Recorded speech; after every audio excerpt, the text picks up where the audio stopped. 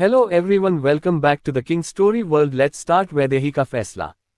शाम का वक्त, नॉर्वे सी बीच के पास एक बहुत ही खूबसूरत और शानदार बंगला था। उसके एक कमरे में इस वक्त अद्वैत अपने पूरे परिवार के साथ खड़ा था और बिस्तर पर वैदेही बैठी हुई थी। उसके माथे पर हल्की सी चोट थी और एक हाथ पर पट्टी बंधी थी। अद्वैत ने उसे देखा और कहा, ये क्या हो रखा है तुम्हें राजकुमारी, और ये हुआ कैसे? ये कहते हुए वो आगे बढ़ रहा था तो वैदेही ने उसे दूसरा हाथ उठाकर वहीं रोक दिया। वैदेही ने कहा, वहीं रुकिए, मैंने अभी आपको यहाँ पर आने के लिए कहा नहीं है, तो जहाँ पर सब लोग रुके हुए हैं वहीं पर रुके रहिए। उसके इस बात पर अद्वैत मन ही मन बड़ा मुस्कुराया था।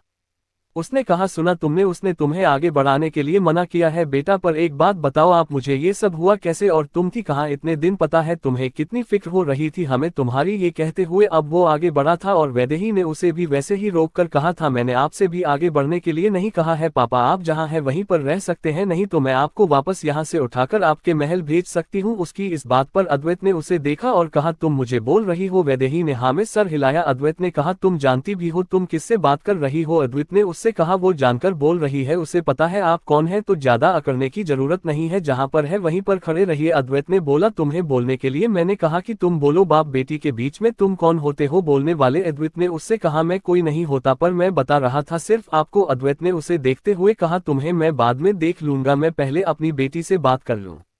ये बोलकर उसने वैदेही की तरफ देखा और कहा, तुम जानती भी हो तुम मुझे क्या कह रही हो? मैं तुम्हारा बाप हूँ, तुम इस तरह से कैसे कर सकती हो? तुम्हें पता है कितनी फिक्र हो रही थी तुम जब नहीं मिल रही थी, कितना डर गया था मैं। वैदेही ने कहा, ये जो चोट आप लोग देख रहे हैं ये किसी ने किया नहीं है, ये मुझसे गलती से हुआ है, मैं ही गलती से गिर गई थी और इसलिए मुझे चोट लग गई है। बाकी मैं कुछ वक्त के लिए आप लोगों से दूर रहना चाहती थी, इसलिए मैंने खुद को दूर रखा था, मुझे एक फैसला लेना था। राधिका उसके पास आते हुए बोली, लेकिन बच्चा ऐसे क्या फैसला लेना था जो आप इस तरह से दूर थी? आपको पता है ना हम सब कितने घबरा गए थे, आप हमारी छोटी सी राजकुमारी है, इस तरह से अगर आप हमसे दूर जाएंगी तो हम लोगों का दिल कितना घबरा जाएगा, ये तो समझिए जरा आप भी। वैदेही ने उसे पास आने के लिए नहीं रोका था। राधिका उसके पास आई और उसका चेहरा पकड़ के उसके माथे को चूम लिया। वैदेही ने उससे कहा, माफ करिएगा माँ साहब, लेकिन मैं कुछ समझ नहीं पा रही थी इसलिए मुझे ये करना पड़ा, अगली बार ऐसा करेंगे नहीं, और अगर करेंगे तो आपको जरूर बता देंगे। राधिका ने उससे कहा, कोई बात नहीं मेरा बच्चा, आप ठीक हो, हमारे लिए ही बहुत है। अद्वैत ने देखा वो अपनी माँ से इतने प्यार से बात कर रही थी और सिर्फ उसी को ही पास आने से और बात करने से रोक रही थी। सलोनी ने उससे कहा, लेकिन आप क्या फैसला लेना चाह रही थी जो आपको इस तरह से दूर रहना पड़ा? वैदेही ने कहा, आप लोगों को अब तक तो ये पता चल ही गया होगा कि अद्वैत जी और मेरे बीच में क्या चल रहा है, और आप लोगों को ये भी पता चला होगा कि पिताजी ने मुझे वहां से क्यों भेजा है, तो आप लोगों को ये बताने की जरूरत मुझे नहीं है। लेकिन हाँ, मैं भी आप लोगों से एक बात कहना चाहती हूँ, जिस उम्र में मैं हूँ मुझे भी नहीं पता कि ये सही है या गलत, इसीलिए मैंने ये सोचा है कि अभी मैं सिर्फ और सिर्फ अपनी पढ़ाई पर फोकस करना चाहती हूँ और अपने करियर पर। अद्वैत ये सुनकर बहुत खुश हुआ था, उसने कहा, तो मैं भी तो यही चाहता था मेरी बच्ची, इसलिए तो मैंने तुम्हें यहाँ भेजा था। वैदेही ने हाथ उठाया और उससे बोला, मेरी बात अभी खत्म नहीं हुई है पापा, इसलिए आप जरा खामोश रहेंगे तो अच्छा रहेगा, मेरी बात खत्म हो जाए उसके बाद आप चाहे तो बोल सकते हैं। अद्वैत एक जगह खड़ा हो गया था, उसने कहा, बताओ, मैं माफिया किंग और मेरी इज्जत नहीं है, देख लूंगा इस लड़की को मैं। वैदेही ने कहा, हाँ तो आगे ये है कि मैं अपने करियर पर ध्यान दूंगी, लेकिन वापस आने के बाद मैं चाहूंगी कि मेरा विवाह अद्वैत जी से ही हो, मैं उन्हें पसंद करती हूँ और प्रेम भी करती हूँ। मेरे यहाँ आ जाने से या फिर मेरा उनसे दूर हो जाने से प्रेम खत्म नहीं हो जाता है, ये बात आप भी समझते हैं ना पिताजी? अगर खत्म होना होता तो आपकी माँ के दिल से आपके पिता के लिए प्रेम बहुत पहले ही खत्म हो चुका होता, पर नहीं हुआ, वो तो दूर थे तब उन्हें प्रेम हो गया था जब आपके पिता को पता ही नहीं था कि वो कैसी दिखती है और वो उनसे प्रेम करती है। तो सोचिए, मैंने तो बचपन से इन्हें देखा है, और दूसरी बात, जब तक मैं अपने पढ़ाई और अपने करियर पर फोकस कर रही हूँ आप दोनों एक दूसरे को समझिए और समझाइए, ठीक है? क्योंकि मैं नहीं चाहती हूँ कि मेरे पिता और मेरे पति दोनों ही एक दूसरे से मुंह फेर के खड़े रहे, मैं पहले जैसा रिश्ता चाहती हूँ आप दोनों के बीच में। और अगर ये नहीं हुआ तो भी एक चीज मैंने फैसला लिया है कि मैं आप दोनों के साथ नहीं रहूंगी, ना मैं आपके पास आऊंगी पापा, और ना ही फिर मैं अद्वैत जी के पास आऊंगी, मैं किसी के पास नहीं आऊंगी। तो अब आप लोग समझिए कि आपको क्या करना है। अद्वैत ने कहा, ये कैसे हो सकता है बेटा, आप ऐसे कैसे फैसला ले सकती हो? अरे छोड़ना है तो इस लड़के को छोड़ो ना, जिसे मैं पसंद नहीं करता हूँ। वैदेही ने कहा, गलत बात पिताजी, आप झूठ बोल रहे हैं, आप अद्वैत जी को बहुत पसंद करते हैं, आप सिर्फ उन्हें एक्सेप्ट नहीं कर पा रहे हैं अपनी बेटी के साथ, क्योंकि आप एक पिता बनकर इस वक्त सोच रहे हैं, और ये लाजमी है, जब एक पिता अपनी बेटी के लिए किसी लड़की को सोचता है तो वो कभी भी उसके पसंद किए हुए लड़के को पसंद नहीं कर पाता है। ठीक है, तो मैं भी आपको टाइम दे रही हूँ, आप भी अभी टाइम लीजिए, जब वक्त हो जाए तो आराम से मुझसे मुझसे बात करे उसके पहले अगर मैंने ये सुना कि आप दोनों लड़ रहे हैं, झड़ रहे हैं मेरे लिए या बहस कर रहे हैं, तो मैं कसम से आप दोनों से बात करना बंद कर दूंगी। उसकी इस बात पर अद्वैत जल्दी से उसके पास आया और दूसरी तरफ जाकर उसके पास बैठते हुए उसका हाथ पकड़कर बोला, मुझे मंजूर है राजकुमारी, मुझे तो आपकी हर चीज मंजूर है। आप कहें दिन तो मेरे लिए दिन, आप कहें रात तो मेरे रात, मैं हर चीज को करने के लिए तैयार हूँ, आपकी हर बात मेरे लिए। सर आंखों पर अद्वैत ने उसे आंखें फाड़े देखा था, वो कितना बड़ा दल बदलू था, कितनी जल्दी खुद को बदल लेता था। अनंत ने अद्वैत के कान में कहा, देख लीजिए भाई, आपका होने वाला दामाद बड़ा तेज निकला, कैसे आपकी बेटी को बोतल में उतर रहा है, लग जाइए आप भी, नहीं तो क्या पता ये पूरी तरह वैदेही को आप से छीन कर ले जाएगा, फिर क्या ही होगा आपका। उसकी इस बात पर अद्वैत ने आगे बढ़कर कहा, मुझे भी मंजूर है, लेकिन हाँ अगर उसने कुछ भी बदतमीजी की तो मैं वो सहने वाला नहीं हूँ, ये भी इससे बोल दीजिए। वैदेही ने कहा, सी उन्होंने सुन लिया है, बोलने की जरूरत नहीं है मुझे, और मैं कोई कबूतर नहीं बनने वाली हूँ कि इनका संदेश इधर उनका संदेश इधर, नहीं आपको बात करनी है आप डायरेक्ट बात करिए, नहीं बात करनी है मत करिए, लेकिन मेरा सर आप लोग नहीं खाएंगे, ठीक है।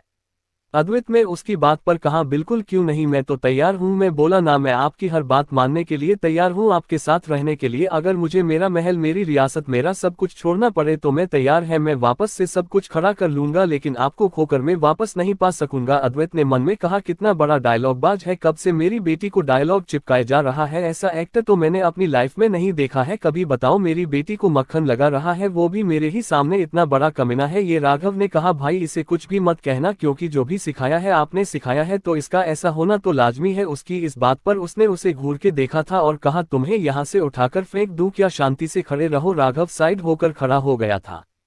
अनुज ने सबको हटाया और वैदेही से पूछा, तुम तो मुझे वैसे भी ठीक ही लग रही हो, तो मुझे ये बताओ कि मेरी बीवी कहाँ है। नहीं, वह क्या है कि मैं उससे इतने महीने से मिला नहीं हूँ, और जब से मुझे ये पता चला है कि वो और तुम किडनैप हो गई हो तो मेरा तो दिल का हाल बहुत बेकार था। क्या तुम मुझे बताने की कृपा करोगी कि इस वक्त कृतिका है कहाँ, ताकि मैं उससे मिल सकूं, उसे देख सकूं और ये जान सकूं कि वो कैसी है। वैदेही ने एक बटन दबाई तो लंबे चौड़े दो लोग अंदर आए, सब लोग देख रहे थे। वैदेही ने कहा, आप जरा भाई साहब को भाभीसा के पास लेकर जाएंगे। उन दोनों ने हाँ में सर हिलाया। अनुज उन लोगों के साथ चला गया। अद्वैत ने कहा, ये लोग तुम्हारी बातें कैसे मानते हैं। वैदेही ने कहा, वैसे ही जैसे आपकी मानते हैं। आप अगर माफिया किंग है तो मैं माफिया किंग की बेटी हूँ, इतना तो आपको समझ ही जाना चाहिए कि थोड़ा बहुत कुछ चीज मेरे अंदर है। आपकी पिताजी इतनी भी कमजोर दिल की या कमजोर अकल की नहीं हूँ मैं। वैसे ये लोग सिर्फ मेरी बात मानते ही नहीं है, मुझे भी बहुत मानते हैं। गलती से भी अगर आपने मुझसे ऊंची आवाज में बात किया तो ये लोग शायद आपको कुछ कर भी सकते हैं। अद्वैत ने कहा, तुम तो मेरे लिए ही खतरा हो रही हो। वैदेही ने कहा, शुक्रिया तारीफ के लिए, आप ही से सीखा है। राधिका अब अपनी हंसी रोक नहीं पा रही थी, उसने हंसते हुए कहा, ये बहुत अच्छा है, मुझे ये चीज देखने में बड़ा मजा आएगा है। बहुत वक्त से मैंने कुछ अच्छी चीज नहीं देखी थी, but now I am happy, मुझे कुछ अच्छा देखने को मिलेगा। अनु चलो पॉपकॉर्न की तैयारी करते हैं, बाप बेटी का ये जो रिश्ता है ना, ये देखने में मुझे काफी मजा आने वाला है। ये बोलकर वो उठी और वहां से जाने लगी। सलोनी ने कहा, वैसे सही बात है, ये वाली बाप बेटी की नोकझोंक तो मुझे भी देखनी है कि ये माफिया किंग कैसे अपनी बेटी को संभालने वाला है। ये कहते हुए वो भी वहां से चली गई थी। सब लोग हंसते हुए वहां से निकले थे। अद्वैत ने वैदेही का हाथ पकड़ा और कहा, मैंने आपको बहुत मिस किया पता है। वैदेही ने कहा, मैंने भी। अद्वैत ने कहा, अगर तुम्हारा हो गया हो तो उठो, मेरी बेटी के पास से उसको आराम करने दो, उसे आराम की सख्त जरूरत है।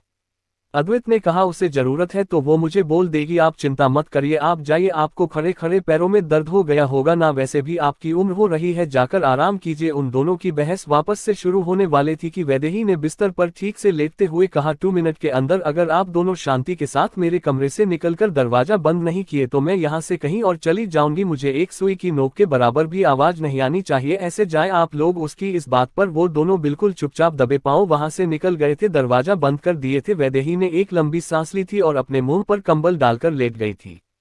क्या वैदेही सब कुछ ठीक कर पाएगी? क्या होगा जब कुश और कावेरी के बारे में सबको पता चलेगा? कावेरी का कुश को छोड़ के आना। दोपहर का वक्त, सिया का घर। सिया ने वेदांत के पास फोन किया। वेदांत ने उसका फोन उठाकर कहा, क्या हुआ, तुमने इस वक्त मुझे कॉल किया है और तुम आज आई नहीं? मैं तुम्हें कॉल करने ही वाला था। सिया ने कहा, हाँ वो मैं तब से कावेरी का इंतजार कर रही हूँ, वो कल रात से ही घर नहीं आई है, फोन भी उसका लग नहीं रहा है, अब मुझे बहुत घबराहट हो रही है, मुझे लगा क्या पता सुबह आ जाए, मैंने उसका फोन बहुत बार ट्राई किया, लग नहीं रहा है।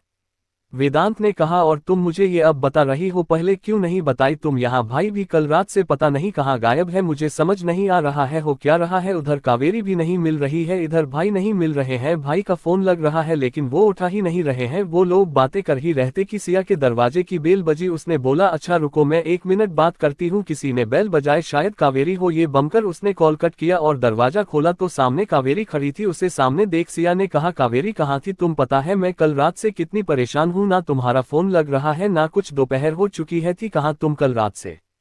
कावेरी ने कहा, कहीं नहीं। ये बोलकर वो अपने कमरे में चली गई। सिया उसके पीछे पीछे आई। उसने देखा कावेरी एक बैग निकाल रही थी और उसमें सारा कपड़े रख रही थी। सिया ने कहा, ये क्या कर रही हो तुम? कहीं जा रही हो? कावेरी ने कहा, हाँ मैं ये शहर छोड़कर जा रही हूँ। उसकी इस बात पर सिया काफी हैरान हुई। उसने कहा, लेकिन क्यों, क्या हुआ है? कुछ हुआ है क्या? मुझे बताओ तो सही, आखिर क्या हुआ है? उसके पूछने पर कावेरी उसे नम आंखों से देखी जा रही थी। इधर कुछ अपना सर पकड़कर उठा। उसने इधर उधर देखा तो उसे कावेरी कहीं दिखाई नहीं दी। उसे लगा शायद वॉशरूम में होगी। वो उठकर वॉशरूम के पास गया और उसने डोर नॉक किया लेकिन अंदर से कोई आवाज नहीं आई। उसने कहा, कावेरी क्या तुम अंदर हो? ये कहते हुए उसने दरवाजा खोला लेकिन वहां पर भी कोई नहीं था। उसे दिन बालकनी में चेक किया पर वहां पर भी कावेरी नहीं थी। अब उसे घबराहट होने लग गई थी। उसने अपना फोन लिया, उसमें वेदांत के कई सारे कॉल्स थे और सिया के भी। उसने सबसे पहले सिया को कॉल किया। सिया इस वक्त कावेरी के सामने ही खड़ी थी। उसने फोन देखा और कहा, कुछ सर मुझे क्यों कॉल कर रहे हैं, क्या हुआ? कावेरी ने उसके हाथ से फोन लिया और उसे बंद करके बिस्तर पर फेंक दिया। उसने कहा, कोई जरूरत नहीं है किसी का फोन उठाने की, ना ही किसी को कुछ बताने की, समझी ना तुम? सिया ने कहा, लेकिन हुआ क्या है? तुम मुझे बताओगे भी क्या हुआ है जो तुम इस तरह से कपड़े पैक करके यहाँ से जाने की बात कर रही हो? कावेरी उससे बोली, कुछ नहीं हुआ है, बस मुझे जाना है यहाँ से। इधर कुछ वेदांत फोन देख रहा था। उसने जल्दी से वेदांत को कॉल किया। वेदांत ने कॉल उठाकर कहा, भाई आप कहाँ पर हो? कल रात से ही आप गायब है, कहाँ पर है भाई? उसने कहा, सब कुछ बताऊंगा लेकिन एक काम कर, तू जल्दी से सिया के घर जा और अगर कावेरी वहां हो तो उसे कहीं जाने मत दियो, उसे वहीं रोक के रख, समझा? बिना वक्त गवाए वहां से निकल जल्दी कर। वेदांत ने कहा, लेकिन हुआ क्या? कुछ ने उसे चिल्ला कर कहा, सब कुछ बताऊंगा। मैंने कहा ना, अभी वहां जा, जल्दी से जल्दी हो सके और सिया को फोन करके कह कि वो कावेरी को कहीं जाने नहीं देगी। ये बोलकर उसने फोन रख दिया। वेदांत जल्दी से चाबी उठकर बाहर की तरफ भाग। कुछ ने कहा, इस बार नहीं, इस बार मैं आपको इस तरह से जाने दे ही नहीं सकता, आप चाहे जो कर ले, कल रात को जो वादा मैंने किया है उसे तो अब निभाने का वक्त आ चुका है। ये कहकर उसने अपनी शर्ट उठाई, उसे पहना और अपनी चाबी और फोन लेकर वहां से निकला।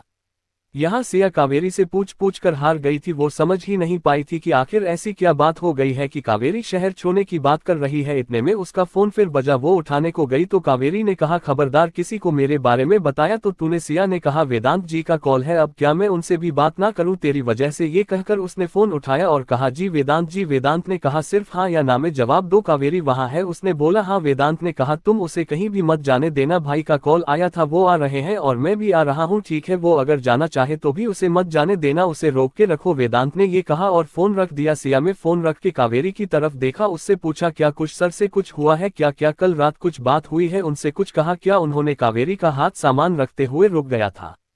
सिया ने कहा, मतलब उन्हीं के साथ कुछ हुआ है? क्या हुआ है बताओगी मुझे? जो तुम इस तरह से शहर छोड़ने की बात कर रही हो, मुझे पता है कुछ तो बहुत बड़ा हुआ है जो तुम इस तरह से बातें कर रही हो, लेकिन क्या हुआ है ये मैं समझ नहीं पा रही हूँ। तो जरा मुझे बताओ कि तुम दोनों के बीच में ऐसा क्या हुआ है कि तुम यहाँ से जाने की बात कर रही है? कावेरी सब छोड़कर बिस्तर पर बैठ गई और सर झुकाकर बोली, वो मेरे करीब आए, मुझसे बिना इजाजत लिए मुझे छुआ है, मेरे करीब आया है, मैं उसे माफ नहीं करूंगी। सिया ने उससे कहा, आखिर हुआ क्या है? मुझे पूरी बात तो बताओ। मैं नहीं मान सकती कि सर बिना किसी इजाजत के तुम्हारे करीब आए हैं, इतना वक्त गुजर गया है, ये नहीं होगा। कावेरी ने गुस्से में कहा, तुम्हें तो मेरी हर बात सिर्फ झूठ ही लगेगी, तुम्हें कब मेरी बात सही लगी है? मैं तुम्हें कह रही हूँ, मेरे बिना इजाजत के मेरे करीब आया है, उसने मुझे छुआ है, यहाँ तक कि मेरे साथ एक पूरी रात गुजर रही है उस इंसान ने, और तुम्हें लगता है कि मैं झूठ बोल रही हूँ? उसके पास जाते हुए सोया ने कहा, देखो कावेरी, मैं ये नहीं कह रही हूँ कि तुम झूठ बोल रही हो या फिर सर भी झूठे हैं, तुम सिक्के का सिर्फ एक ही पहलू देख रही हो, दूसरा नहीं। पहले समझने की कोशिश तो करो कि कल रात हुआ क्या है। कावेरी ने कहा, मैं सब समझ चुकी हूँ, सब कुछ। जब मैं उठी थी तो मेरे बदन पर एक कपड़ा नहीं था, मैं उसकी बाहों में थी, वो सुकून से सो रहा था, मेरा सर भारी था। कल जरूर उसने मुझे कुछ ऐसा दिया है जो मैं उसके आगोश में रही हूँ, कोई इंसान इतना कैसे गिर सकता है? ये कहते हुए वो अपने दोनों हथेली में अपना मुंह छुपाकर रोने लग गई थी। इतने देर में उसके दरवाजे पर दस्तक हुई। वो कावेरी से बोली, तुम यही रुको, शायद मेरा कुरियर आया है, मैं आती हूँ। ये बोलकर वो दरवाजे के पास गई। उसने दरवाजा खुला तो सामने वेदांत खड़ा था। उसे देखकर उसने बोला, आवाज मत करना, मैंने उसे कुछ बताया नहीं है, वो बहुत गुस्से में है, वो आपसे यह कुछ सर से जुड़ी किसी भी चीज को ना तो देखना चाहती है ना ही मिलना, इसलिए शांत रहिए।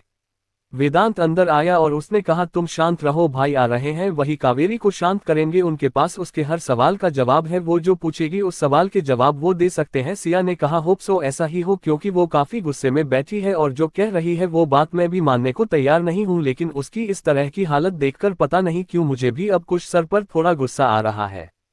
वेदांत ने उससे कहा उसने कुछ नहीं किया है, उन दोनों के बीच कल रात जो भी हुआ है वह सहमति के साथ हुआ है। सिया उसे हैरानी से देखकर बोली तुम्हें कैसे पता है ये बात? वेदांत ने अपना फोन लिया और कुश का भेजा हुआ रिकॉर्डर उसको देते हुए कहा इसे सुनो। सिया वो रिकॉर्डर लेकर सुनाने लगी। उसने जब सब कुछ सुना तो कहा मैं मानती हूँ कि कावेरी ने ही पहल की थी और कावेरी ही कह रही थी, पर तुम्हें लगता है वो ये चीज सुनेगी या फिर ऐसे समझेगी? उसकी इस बात पर वेदांत ने कहा देखिए कुछ नहीं कह सकता, अब ये भाई पर ही डिपेंड है वो क्या करेंगे, लेकिन तब तक के लिए हमें कावेरी को यहाँ से जाने नहीं देना है बस। वेदांत ये कहते वहां रखे सोफे पर बैठ गया। कुछ देर में कुश आया और उसने सिया को देखकर बोला कहाँ है वो? सिया ने कहा कमरे में है, पर थोड़ा ध्यान से, काफी गुस्से में भी है और शायद काफी नाराज भी है वो आपसे तो थोड़ा सा। कुश ने कहा आप शांत रहे, कुछ नहीं होगा, बस हमें कुछ वक्त दीजिए, बाकी मैं उसे संभाल लूंगा। ये बोलकर वो कमरे की तरफ चला गया। सिया ने अपनी उंगलियां क्रॉस किया और कहा हे प्रभु बस सब कुछ ठीक हो जाए, बहुत हो चुका, अब मैं इन दोनों की लड़ाई नहीं देख सकती हूँ, इन दोनों की लड़ाई के चक्कर में तो मेरी खुद की गाड़ी आगे नहीं बढ़ पा रही है। वेदांत ने उसका हाथ पकड़कर अपने पास बैठाया और कहा शांत रहो, सब कुछ ठीक हो जाएगा, भाई आ गए हैं ना? सिया ने उसके कंधे पर सर रख दिया और कहा यही हो।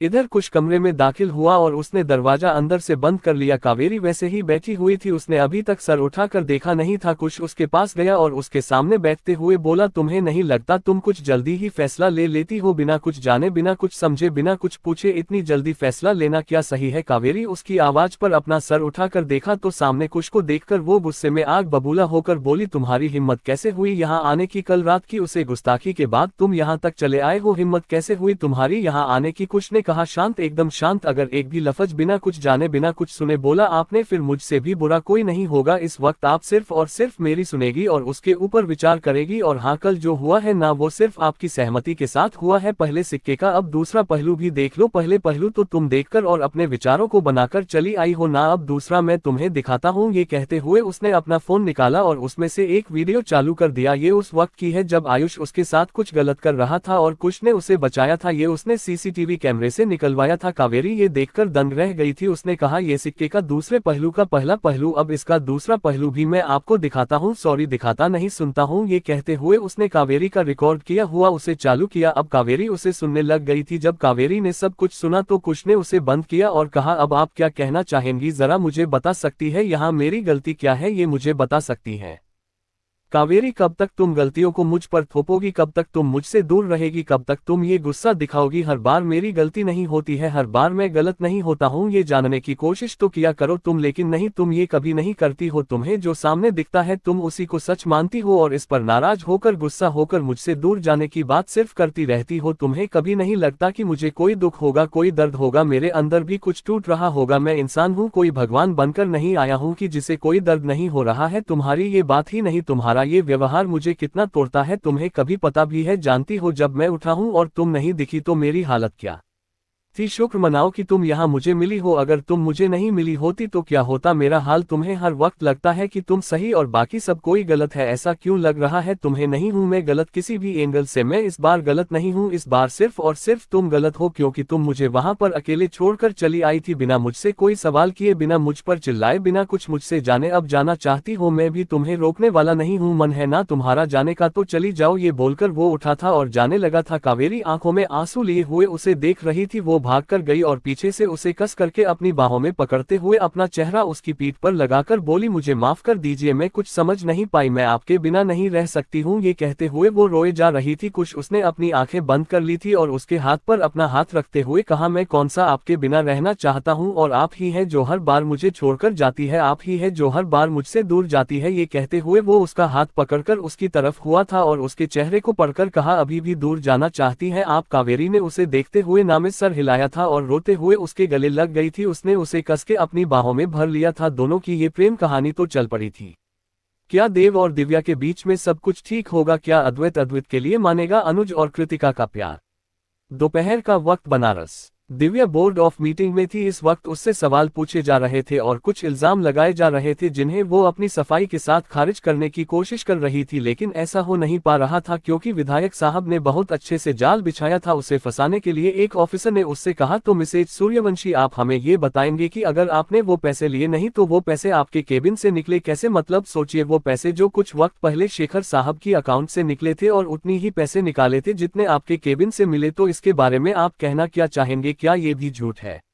दिव्या ने कहा, आपको क्या लगता है, क्या ये सच हो सकता है? जब मैं यहाँ थी ही नहीं तो मैं उनसे कैसे लूंगी कोई रिश्वत और कैसे साइन करके दूंगी कोई पेपर? आप मुझे खुद बताइए ना। अगर बता सकते हैं तो यहाँ पर सब लोग जानते हैं कि मैं 15-20 दिन से अपने पति के साथ जौनपुर में हूँ जहाँ पर उन्हें गोली लगी थी और मैं उनकी देखभाल कर रही थी। तो आप मुझे बताइए कि कैसे ये रिश्वत ले सकती हूँ और कैसे ये जमीन मैं उन्हें दे सकती हूँ।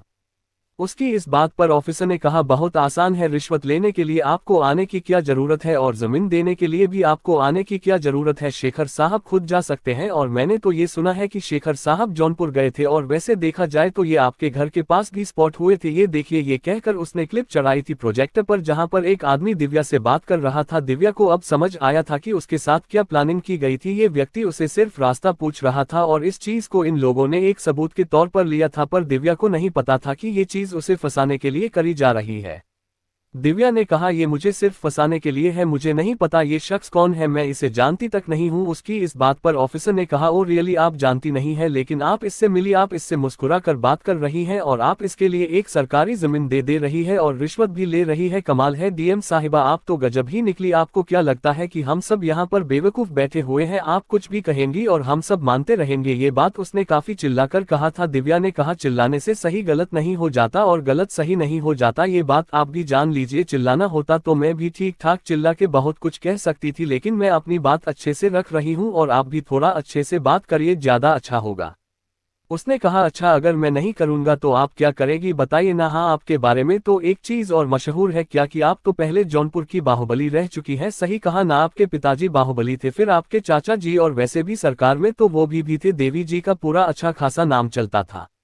क्यों? सही कहा ना मैंने, और सुना है कईयों को तो आपने दफन भी कर दिया है, कई सारे ऑफिसर्स आपके ही हाथों से मरे हैं। ओ माय गॉड, मुझे तो डर लगने लगा है कहीं अगला नंबर मेरा ना हो। उसकी इस बात पर दिव्या ने उसे देखते हुए कहा, फिर तो आपको डरने की जरूरत है। अगर आप गलत चीज के लिए लड़ रहे हैं फिर तो आपको डरना शोभा देता है, क्योंकि अगर गलती से भी मैं यहाँ से निकली तो आप अपने पद पर नहीं रहेंगे, इतना मैं आपको बताती हूँ।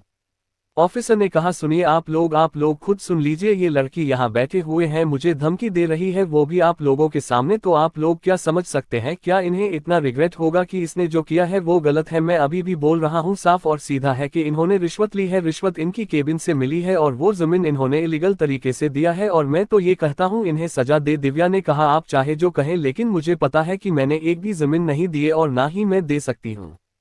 उन सब की बहस चली और कुछ वक्त में सीनियर ऑफिसर ने कहा, यह मामला यहीं पर रोका जाता है, कल इसकी सुनवाई वापस से होगी, तब तक के लिए रेस्ट। ये बोलकर वो उठ चुका था। दिव्या उठने लगी तो ऑफिसर ने कहा, अपने आप को इतना ज्यादा रेस्ट मत दीजिएगा कि जेल में जाने के बाद परेशानी झेलनी पड़े। दिव्या ने उसे देखा और कहा, जेल में भी हम शान से रहते हैं, ये बात अभी आपको पता नहीं होगी ना? ओ हाँ, मैं तो भूल गई, आप नई नई दौलत पर इतराने वाले इंसान हैं, जिसने रिश्वत लेकर यहाँ तक अपने आप को पहुँचाया है, तो उसके लिए जेल जाना तो बहुत प्रॉब्लम वाली बात होती होगी। लेकिन हम चौहान हैं, हमारे यहाँ अगर इंसान जेल में भी रहा तो शान और शौकत के साथ रहता है, जरा ये भी याद रखिएगा। ये बोलकर वो वहां से चली गई थी। ऑफिसर उसे गुस्से में देखते हुए बोला, तुझे क्या पता मेरे बारे में? मैं वो अजगर हूँ जो निगल लेता है और पता भी नहीं चलता है, और इस बार मैं तुझे निगलूंगा।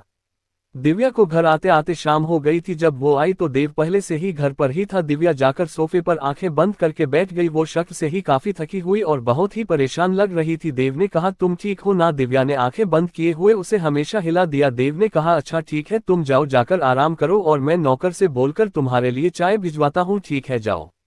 दिव्या उठी और वहां से कमरे में चली गई। उसके जाने के बाद देव ने फोन निकाला और डायल करके अपने कानों पर लगा दिया। फोन उठाने के बाद उसने कहा, एक काम सौंप रहा हूं, कल सुबह मुझे वो शख्स चाहिए और वो भी पूरी सबूत के साथ, समझ रहे हो ना? उधर से हाँ कहा गया और फोन रख दिया गया। देव ने सामने देखते हुए कहा, आपने अपने केस को अपनी तरह हैंडल कर लिया है, अब मेरी बारी है। मैं अपनी बीवी को इस तरह परेशान नहीं देख सकता, और खासकर ऐसे शांत, मुझसे लड़ते हुए, मुझे आंख दिखाते हुए और मुझे बातें कहते हुए ही अच्छी लगती हो तुम। उसकी खामोशी मुझे नागवार गुजरी है, इसलिए अब इस मामले को खत्म करना ही पड़ेगा। चिंता मत करिए बीवी, कल आप टेंशन फ्री रहेंगी। ये कहते हुए वो मुस्कुरा दिया था।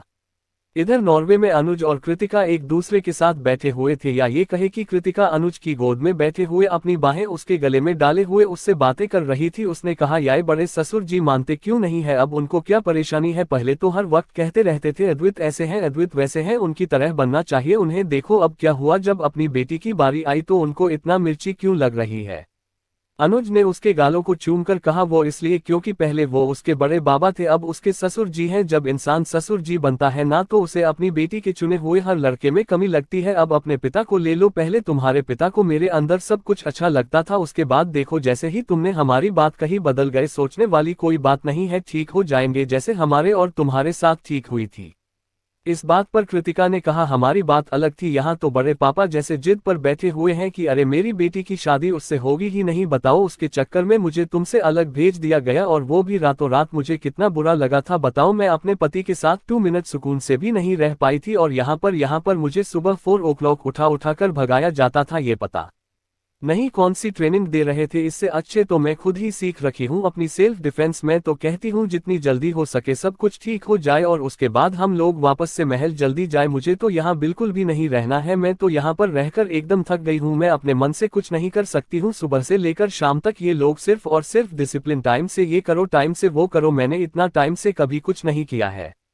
उसकी इस बात पर अनुज हंसते हुए बोला, हाँ वो तो मुझे पता है, तुम टाइम से स्कूल नहीं जाती थी, तुम कभी टाइम से कॉलेज नहीं गई हो, तुम कभी टाइम से उठी ही नहीं हो, तुम्हें तो उठाने के लिए कितनी मशक्कत करनी पड़ती थी, वो मुझे सब पता है। ये कहते हुए हंस रहा था तो कृतिका ने उसकी तरफ नजरें करते हुए कहा, देखिए, लेकिन तभी अनुज ने अपने होठों से उसके होठों को कैद कर लिया और कृतिका की सारी बात उसके गले के अंदर ही अटक गई। वो कृतिका के हाथों को पकड़ के उसकी कमर से लगाकर उसे और करीब किया और उसके होठों के साथ खेलने लगा। कृतिका उसके ऐसे पास आने पर मचल उठी थी, उसने अपने हाथों को छुड़ाने की कोशिश की और अपने चेहरे को दूर करने की भी, लेकिन अनुज जैसे बहक रहा था वो उसे छोड़ने के लिए तैयार ही नहीं था। अनुज ने उसके होठों को छोड़ा और माथे से अपना माथा लगाते हुए कहा, आपको नहीं लगता मुझे करीब आने देना चाहिए, आपको काफी इंतजार कर रहा हूं मैं और काफी इंतजार किया है आपने, एक हाथ तो बनता है मेरे लिए। उसकी इस बात पर कृतिका कुछ बोल नहीं पाई थी, उसके दिल की धड़कनें काफी तेज थी, वो समझ नहीं पा रही थी वो क्या बोले, वो सिमटी हुई थी, सहमी हुई सी बस उसके बाहों में थी। अनुज उसे लेकर बिस्तर पर लेट गया था, उसने उसकी कमर में हाथ डाला, उसे नजदीक किया और उसके गर्दन को चूमते हुए बोला, हाँ कहेंगी या फिर मैं चला जाऊं यहाँ से। कृतिका ने तब भी कुछ नहीं कहा था, वो एकदम शांत थी। अनुज ने समझा शायद उसकी हाँ नहीं है, वो उठा और जाने को ही हुआ था कि कृतिका ने उसका हाथ पकड़कर खींचा और वो जाकर उसके ऊपर गिरा। कृतिका ने कहा, हर चीज कहने के लिए नहीं होती है, समझी भी जाती है साहब। उसकी ये बात सुनकर अनुज के चेहरे पर एक स्माइल आई थी, उसने कहा, सोचकर हाँ कहिएगा। कृतिका ने उसकी कॉलर पकड़ी और उसकी होठों को अपने होठों में कैद कर लिया था, दोनों एक दूसरे की सांसों में घुल रहे थे, एक दूसरे की सांसों को महसूस कर रहे थे, दोनों के बढ़ती सांसें कमरे में शोर मचा रही थी और चांद अपने पूरे शबाब पर आ रहा था। क्या होने वाला है आगे, क्या देव और दिव्या में सब कुछ ठीक हो पाएगा, क्या अद्वैत और अद्वैत में सब कुछ ठीक होगा, देव का गायब होना। सुबह का वक्त, Banaras. Divya board of meeting के लिए रेडी हो रही थी, देव नीचे हॉल में बैठा हुआ टीवी देख रहा था। दिव्या अपना बैग लेकर आई और नौकर से बोली, नाश्ता लग गया है क्या। नौकर ने कहा, मैडम लग गया है, आ जाइए। दिव्या ने देव से कहा, चलिए नाश्ता करते हैं, उसके बाद मुझे बोर्ड ऑफ मीटिंग के लिए निकलना है। ये बोलकर वो वहां से डाइनिंग की तरफ जाने लगे कि तभी एक न्यूज एंकर की आवाज उसके कानों में पड़ी, आज की होने वाली बोर्ड ऑफ मीटिंग जो कि एक सरकारी जमीन के लिए थी वो रद्द कर दी गई है और बताया जा रहा है कि जो एग्जाम डिस्ट्रिक्ट मजिस्ट्रेट दिव्या पर लगे थे वो हटा दिए गए हैं। ये सुनते ही दिव्या के पैर रुक गए, उसने टीवी की तरफ देखा। दिव्या ने रिमोट लिया और आवाज थोड़ा तेज करके वही देव के पास बैठ गई। एंकर ने कहा जा रहा था कि आज बोर्ड ऑफ मीटिंग की तीसरी बैठक हो रही थी जिसमें डीएम साहिबा से बात होने वाली थी, लेकिन उसके पहले ही विधायक साहब ने अपनी गलती कबूल कर ली। उन्होंने ये बताया कि उन्होंने डीएम साहिबा को फंसाने के लिए ये सब किया था। उनका एक वीडियो अब बहुत तेजी से वायरल हो रहा है। ये कहते हुए उसने वो वीडियो चला दिया था जिसमें विधायक हाथ जोड़कर कह रहा था कि सारी गलती उसकी है और उसने ही वो सारे रिश्वत के पैसे वहां पर रखे थे और गलत कागजात बनवाए थे, इसमें दिव्या की कोई गलती नहीं थी। ये सुनते ही दिव्या को अजीब सा लगा, उसने कहा, विधायक इतनी जल्दी कैसे पलट गया, इतने दिन तो वो मुझे जेल भिजवाने में लगा हुआ था, मुझे झुकाने में लगा हुआ था, ये इतनी जल्दी कैसे बदल सकता है, आखिर बात क्या है।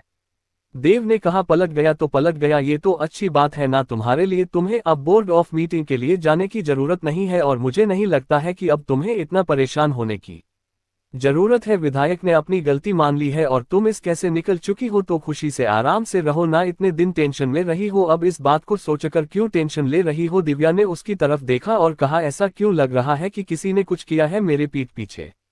देव ने रिमोट लेते हुए कहा, इतनी किसकी मजाल हो गई बीवी की जो आपके पीठ पीछे कुछ करे और आपको पता ही ना चले। इतने भी कोई बड़े नहीं हुए हैं और हम कुछ करेंगे तो आपको बता देंगे हमने कुछ किया कहाँ है। हम तो सिर्फ बैठकर टीवी देख रहे हैं, कल रात को भी हम यहीं थे। अब आप हमें बताइए, कुछ करने के लिए घर से बाहर जाने की जरूरत है? हम तो बाहर गए ही नहीं। दिव्या ने उससे कहा, जिस तरह से आप है और जिस परिवार से आप बिलोंग करते हैं, मुझे लगता नहीं कि आपको कहीं जाने की जरूरत है। आपको सिर्फ फोन करने की जरूरत है। उसके बाद मुझे लगता है हर चीज पलट जाती है। जैसे ये कल शाम तक जो चीज ना हो ही नहीं रही थी वो सुबह तक ना कैसे हो गई। और विधायक वो तो सरफिरा है, उसने कैसे ये मान लिया कि ये सब उसका किया धरा है। ये सब इतना आसान तो नहीं है, ये बात मैं भी जानती हूँ। देव ने कहा, अगर आपको ऐसा लगता है तो फिर ठीक है ना, और वैसे भी पति और पत्नी दोनों ही एक दूसरे की ढाल होते हैं। जब आप मुसीबत में हैं तो मैं कैसे आराम से बैठ सकता हूं। बस आपकी परेशानी को कम करने का जो भी मुझे समझ आया मैंने वो किया, और वैसे भी मुझे इतना यकीन है कि आप सच्ची है तो क्यों ना विधायक की सच्चाई लेकर बाहर आए, और बस मैंने उतना ही किया। विधायक का झूठ सबके सामने आया है तो टेंशन फ्री हो जाइए ना। दिव्या न्यूज़ देखते हुए बोली, मुझे सहारा मत दीजिए। मुझे पसंद नहीं कि कोई मुझे सहारा दे या कोई मेरा हाथ पकड़कर खड़ा हो। मुझे गिरने और उठने दोनों की आदत है। मैं खुद लड़ती हूँ, खुद ही जीतती हूँ। मुझे सहारे से जीत हासिल करना ये अभी तक आया नहीं है, और ना ये महसूस करना कि कोई मेरे पीछे सहारा बनकर खड़ा है। बहुत कम रिश्ता है आपका और मेरा। अच्छा होगा कि आप मुझे ये सहारा ना ही दे तो बेहतर है। इस चीज के लिए शुक्रिया, लेकिन अगली बार ये मत करिएगा। ये बोलकर वो वहां से उठकर जाने लगे तो देव ने चैनल बदलते हुए कहा, ये रिश्ता बहुत बड़ा है सूर्यवंशी जी, और आगे तक चलेगा। जब तक मैं रहूंगा तब तक मेरी सांस चलेगी। आपके साथ मेरा नाम होगा और मैं रहूंगा, ये मैं आपसे वादा करता हूं। दिव्या भी ये सुनकर वहां से चली गई थी। इधर दोपहर के वक्त चिराग और राजीव एक रेस्टोरेंट में कुछ वेदांत, सिया और कावेरी के सामने बैठे हुए थे। राजीव ने कहा, देखो हमें बात तो कुछ लग रही है कि तुमन सबको कुछ कहना है, थोड़ा समझ भी आ रहा है, लेकिन हम ये चाहते हैं कि तुम क्लियर करो चीजों को और हम समझे तो बात क्या है। जरा ये बताने का कष्ट आप बच्चे करेंगे। सिया ने कहा, मैं बताऊं? चिराग ने कहा, हाँ क्यों नहीं, बताइए, आप ही बता दीजिए। सिया ने कहा, देखिए मामला थोड़ा पेचीदा है लेकिन थोड़ा उलझा हुआ भी है। मतलब आप उसको सुलझा सकते हैं, लेकिन हमारी तरफ से बहुत सा उलझा हुआ है। मेरा और इनका नहीं उलझा है, इनका उलझा हुआ है। वो दोनों उसे देख रहे थे और पलके झपका रहे थे। राजीव ने कहा, बेटा थोड़ा और खुलकर कहेंगे तो ज्यादा अच्छा होगा। ये इनका उनका इसका हमें समझने में दिक्कत हो रही है, आप समझ रही है ना? सिया ने कहा, मैं समझ रही हूँ, माफ करिएगा, मैं आपको बताती हूँ। देखिए कुश और कावेरी एक दूसरे से प्यार करते हैं, पर कावेरी ये चीज मान नहीं रही थी और कुश सर मान रहे थे। फिर क्या हुआ कि इत्तेफाक से दोनों एक दिन मंदिर गए थे और गलती से कुश सर के हाथ से कावेरी की मान भर गई। ये इत्तेफाक ही था, गलती थी, हम मान रहे थे और कुश सर प्यार करते थे, ये सब करने वाले नहीं थे, लेकिन कावेरी मान ही नहीं रही थी। कुश सर ने गुस्से में आकर नताशा से अपनी शादी की बात कर दी। अब कावेरी को रियलाइज हुआ कि उसको कुश सर पसंद है, वो पसंद करती है, और इन सब में कल रात में रायता फैला हुआ है। ये कहते हुए वो दोनों को देख रही थी।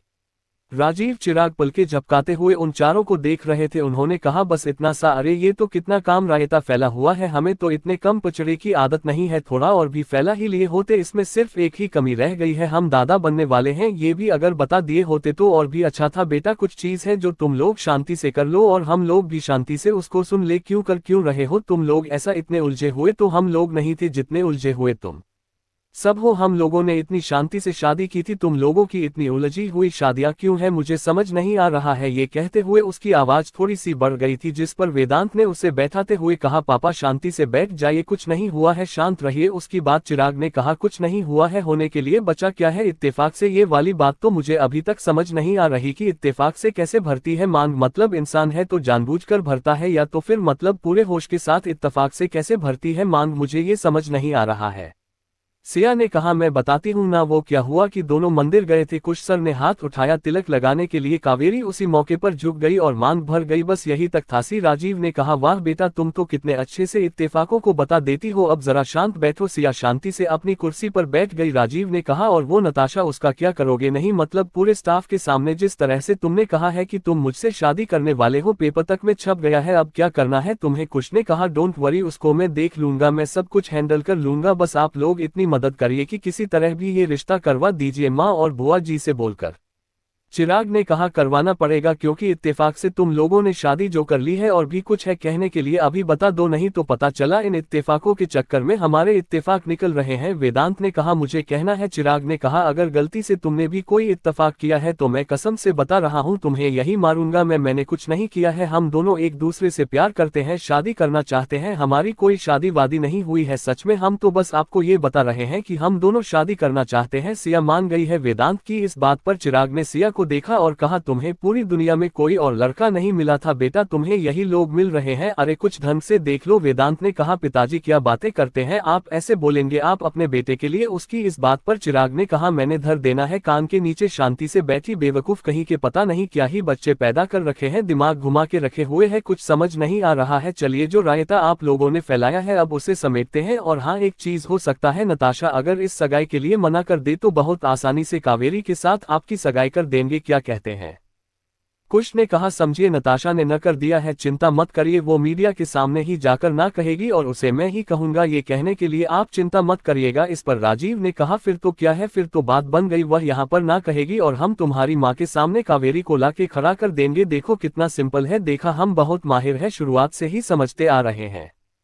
वेदांत ने कहा हमारे बारे में भी बात कर लीजिएगा, अब भाई की हो रही है तो हमारी भी तो होनी चाहिए ना, थोड़ी सी सगाई ही सही, शादी ना सही। तो चिराग ने कहा ज्यादा दांत मत दिखाओ नहीं तो तोड़ दूंगा, अजीब बच्चे पैदा किया है हम लोगों ने, एक धन का नहीं है सी। ये कहकर वो उन चारों को देख रहा था। वक्त ऐसे ही बीत रहा था और वक्त के साथ कहीं रिश्तों में उलझने कम हो रही थी तो कहीं उलझने अभी बाकी थी। कुछ ने नताशा को डरा धमका के यहाँ से भेज दिया था, वो अब न्यूयॉर्क चली गई थी, उसने रिश्ता तोड़ दिया था और इस वक्त राजीव और चिराग ने कावेरी का रिश्ता कुश के लिए रखा था जिसे अमृता और अमोली दोनों ही मान चुकी थी। वेदांत और सिया के बारे में भी उन दोनों को पता चल गया था। उन्हें बहुत खुशी थी कि उनके घर में एक ऐसी लड़की आ रही है जो घर को समझती है। रिश्तों को भी एक तरफ चीज ठीक हो चुकी थी पर अभी देव और दिव्या की रिश्ते का ठीक होना बाकी थी। उन दोनों के रिश्ते में चीज संभल तो रही थी लेकिन एक दूरी अभी भी थी जो सिमटने का नाम ही नहीं ले रही थी।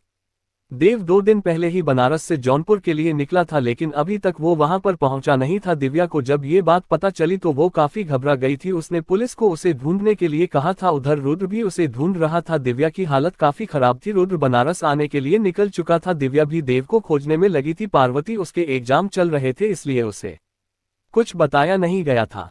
क्या देव मिल पाएगा दिव्या को, क्या होगा आने वाला सफर।